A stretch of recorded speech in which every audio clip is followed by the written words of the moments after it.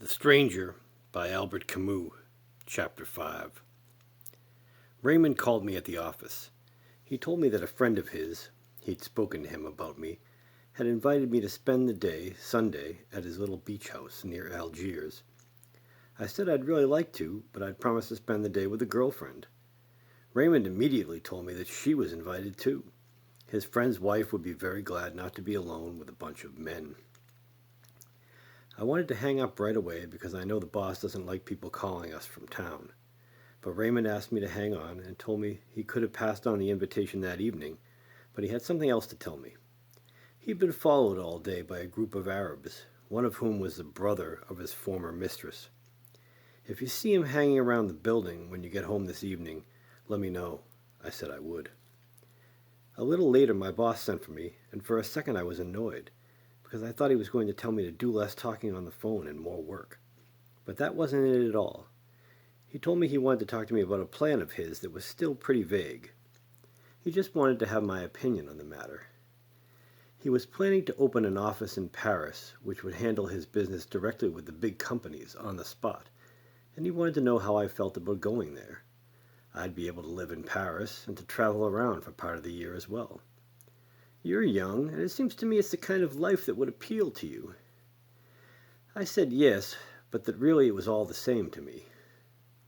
Then he asked me if I wasn't interested in a change of life. I said that people never change their lives, that in any case one life was as good as another, and that I wasn't dissatisfied with mine here at all. He looked upset and told me that I never gave him a straight answer, that I had no ambition, and that was disastrous in business. So I went back to work. I would rather not have upset him, but I couldn't see any reason to change my life. Looking back on it, I wasn't unhappy. When I was a student, I had lots of ambitions like that. But when I had to give up my studies, I learned very quickly that none of it really mattered. That evening, Marie came by to see me and asked me if I wanted to marry her. I said it didn't make any difference to me, and that we could if she wanted to. Then she wanted to know if I loved her. I answered the same way I had the last time, that it didn't mean anything, but that I probably didn't love her. So why marry me then, she said. I explained to her that it didn't really matter, and that if she wanted to, we could get married. Besides, she was the one who was doing the asking, and all I was saying was yes. Then she pointed out that marriage was a serious thing. I said, no. She stopped talking for a minute and looked at me without saying anything. Then she spoke. She just wanted to know if I would have accepted the same proposal from another woman with whom I was involved in the same way. I said, sure. Then she said she wondered if she loved me, and there was no way I could know about that. After another moment's silence, she mumbled that I was peculiar, that was probably why she loved me, but that one day she might hate me for the same reason. I didn't say anything, because I didn't have anything to add, so she took my arm with a smile and said she wanted to marry me. I said we could do it whenever she wanted. Then I told her about my boss's proposition, and she said she'd love to see Paris. I told her that I'd lived there once, and she asked me what it was like. I said, it's dirty, lots of pigeons and dark courtyards. Everybody's pale. Then we went for a walk through the main streets to the other end of town. The women were beautiful, and I asked Marie if she'd noticed. She said yes, and that she understood what I meant. For a while, neither of us said anything. But I wanted her to stay with me, and I told her we could have dinner together at Celeste's. She would have liked to, but she had something to do. We were near my place, and I said goodbye to her. She looked at me. Don't you want to know what I have to do? I did, but I hadn't thought to ask, and she seemed to be scolding me. Then, seeing me so confused, she laughed again, and she moved toward me with her whole body to offer me her lips. I had dinner at Celeste's. I had already started eating when a strange little woman came in and asked me if she could sit at my table. Of course she could. Her gestures were jerky, and she had bright eyes and a little face like an apple. She took off her jacket, sat down, and studied the menu feverishly. She called Celeste over and ordered her whole meal all at once, in a voice that was clear and very fast at the same time. While she was waiting for her first course, she opened her bag, took out a slip of paper and a pencil, added up the bill in advance, then took the exact amount plus tip out of a vest pocket and set it down on the table in front of her. At that point, the waiter brought her first course and she gulped it down. While waiting for the next course, she again took out of her bag a blue pencil and a magazine that listed the radio programs for the week. One by one, and with great care, she checked off almost every program. Since the magazine was about a dozen pages long, she meticulously continued this task throughout the meal. I had already finished, and she was still checking away with the same zeal. Then she stood up, put her jacket back on with the same robot-like movements, and left. I didn't have anything to do, so I left too and followed her for a while. She had positioned herself right next to the curb and was making her way with incredible speed and assurance, never once swerving or looking around. I eventually lost sight of her and turned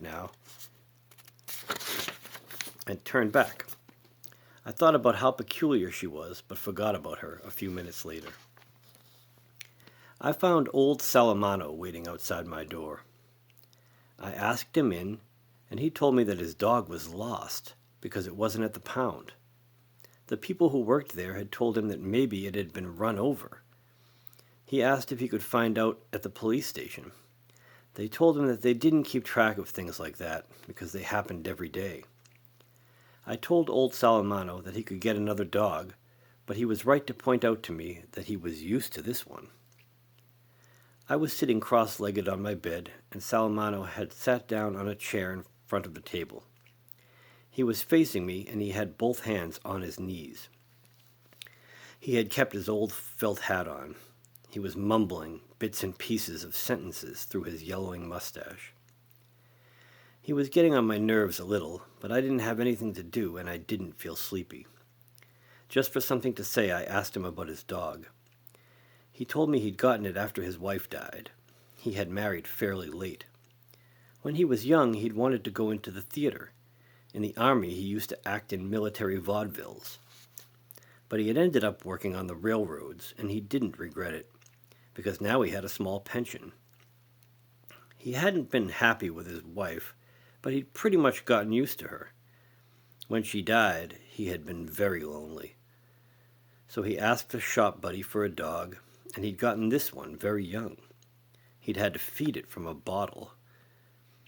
But since a dog doesn't live as long as a man, they'd ended up being old together. He was bad-tempered, Salamano said. We'd have a run-in every now and then. But he was a good dog just the same. I said he was well-bred, and Salamano looked pleased. And, he added, you didn't know him before he got sick. His coat was the best thing about him. Every night and every morning after the dog had gotten that skin disease, Salamano rubbed him with ointment. But according to him, the dog's real sickness was old age, and there's no cure for old age. At that point I yawned, and the old man said he'd be going. I told him that he could stay, and that I was sorry about what had happened to his dog. He thanked me. He told me that Mum was very fond of his dog. He called her, your poor mother. He said he supposed I must be very sad since Mum died, and I didn't say anything. Then he said, very quickly and with an embarrassed look, that he realized that some people in the neighborhood thought badly of me for having sent Mum to the home. But he knew me, and he knew I loved her very much. I still don't know why, but I said that until then I hadn't realized that people thought badly of me for doing it, but that the home had seemed like the natural thing since I didn't have enough money to have Mum cared for. Anyway, I added, it had been a long time since she'd had anything to say to me, and she was bored all by herself. Yes, he said, and at least in a home you can make a few friends. Then he said good night. He wanted to sleep. His life had changed now, and he wasn't too sure what he was going to do. For the first time since I'd known him, and with a furtive gesture, he offered me his hand, and I felt the scales on his skin. He gave a little smile, and before he left he said, "I hope the dogs don't bark tonight. I always think it's mine."